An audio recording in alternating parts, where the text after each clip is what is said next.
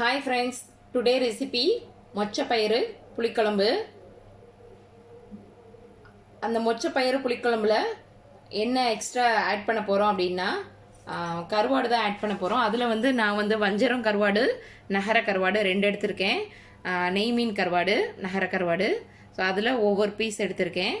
அதே மாதிரி பயிர் நல்லா வேக வச்சு அது ஒரு கப் எடுத்திருக்கேன் மொச்சப்பயிறு. தக்காளி ரெண்டு தக்காளி, மீடியம் சைஸ் தக்காளி. உங்களுக்கு பெரிய தக்காளியாக இருந்துச்சுன்னா நீங்கள் ஒரு தக்காளி ஆட் பண்ணிக்கோங்க. வெங்காயம் ஒன்று.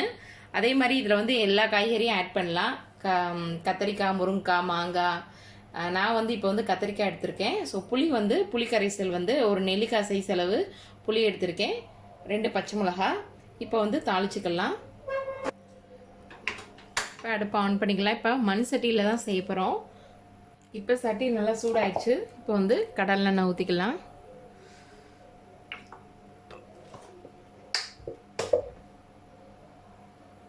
இப்போ எண்ணெய் சூடாயிடுச்சு. இதில் பெருஞ்சீரகம் 1 டீஸ்பூன்,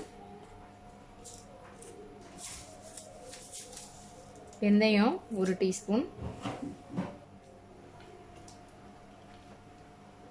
வெங்காயம்,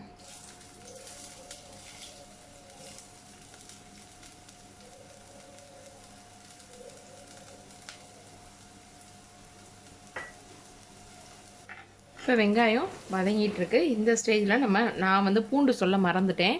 ஸோ இதை 4-5 பூண்டை இந்த மாதிரி கட் பண்ணி போட்டுக்கோங்க. ஸோ இதில் மெயினே பூண்டு தான். நல்லா ஸ்மெல் நல்லாயிருக்கும், நல்லா வாசனையாக நல்லாயிருக்கும் குழம்பு. ஸோ இதிலையே போட்டுருங்க, நல்லா முருகட்டும். 2 பச்சை மிளகாவையும் ஆட் பண்ணிடலாம். இப்போ வெங்காயம் ஓரளவு வதங்கியிருக்கு. இப்போ நம்ம வச்சுருக்க கருவாடை போட்டுடலாம்.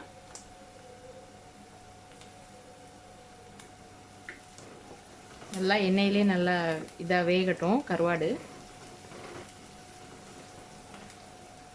இப்போ வெங்காயம் கருவாடு எல்லாமே நல்லா இதாகிடுச்சு. இப்போ தக்காளியை ஆட் பண்ணிக்கலாம். இப்போ தக்காளியுமே நல்லா மசிஞ்சிடுச்சு. இப்போ கத்திரிக்காயை போட்டுடலாம். இப்போ இந்த காய்க்கு தேவையான அளவு உப்பு மட்டும் போட்டுக்கலாம். ஆல்ரெடி கருவாடில் உப்பு இருக்கும். இந்த காய்க்கு தேவையான அளவு வெங்காயம், தக்காளி, கத்திரிக்காய் தேவையான அளவு உப்பு போட்டுக்கலாம். இப்போ இதுக்கு தேவையான மசாலா ஆட் பண்ணிடலாம். இப்போ மிளகாத்தூள் நான் 3/4 ஸ்பூன் போடுறேன். காரத்துக்கு தகுந்த மாதிரி ஆட் பண்ணிக்கோங்க. ஜீரகத்தூள் ஒரு 1/2 டீஸ்பூன்,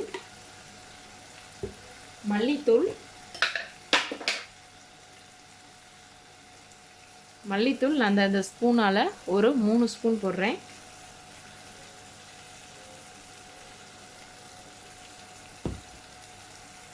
இப்போ இதை நல்லா மிக்ஸ் பண்ணிக்கிடுவோம் மசாலா எல்லாத்தையும்.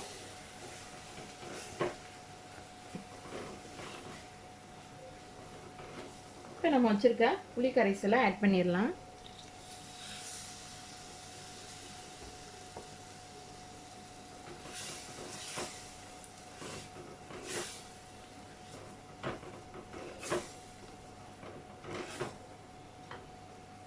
இப்போ நம்ம தண்ணி சேர்த்துக்கலாம். நம்ம மொச்சப்பயிறு வேக வச்ச தண்ணியை இதில் ஆட் பண்ணிக்கிடுவோம்.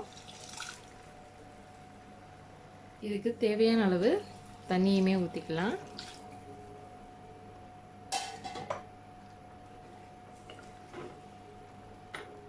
நம்ம வச்சுருக்க மொச்சப்பயிரையும் இதில் சேர்த்துக்கலாம்.